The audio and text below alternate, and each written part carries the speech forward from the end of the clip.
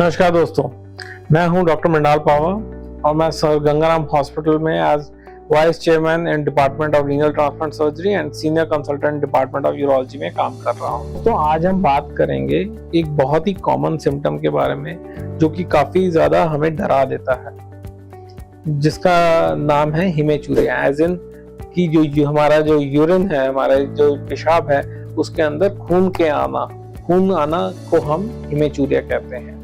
अक्सर जब ऐसी कंडीशन होती है तो इंसान काफी घबरा जाता है कि ये मेरे साथ क्या हो रहा है। तो मैं आपको बताना चाहूंगा ताकि आप इसके बारे में व्यर्थ ही चिंता ना करें और कब इस बारे में स्पेशल ध्यान देने की जरूरत है। तो देखिए, जब पेशाब में खून आता है तो वो दो कंडीशन में आता है।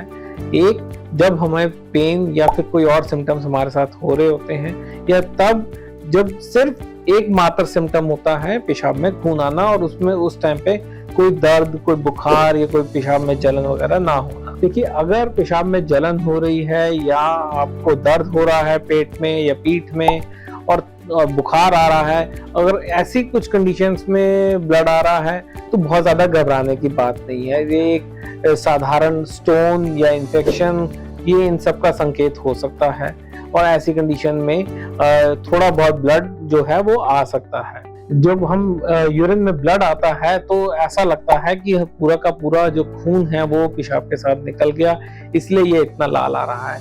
ये ऐसा नहीं है। बहुत ही कम मात्रा में खून जो होता है वो ब्लीडिंग होती है और वो अगर कितने ही पेशाब के साथ मिल जाए तो वो पूरे उसको लाल कर देती है।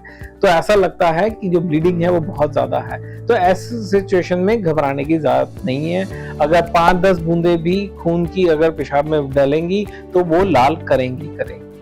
हाँ, लेकिन अगर ऐसी कंडीशन जिसके अंदर पेनलेस हिमेचूरिया जिसे कहते हैं, जिसके अंदर कोई दर्द नहीं होता, कोई जलन नहीं होती, कोई बुखार नहीं होता और कोई और किस्म की परेशानी पेशेंट को नहीं हो रही होती, और स्पेशली ओल्डर एज ग्रुप में या फिर वो जो स्मोकिंग ज्यादा करते हैं, उनमें ये बात ध्यान देने लायक है। उस टाइम हमें सावधान होना चाहिए और इसको आगे पूरा फर्दर इवेल्युएट कराना चाहिए और देखना चाहिए कि ये किस कारणवश आ रहा है।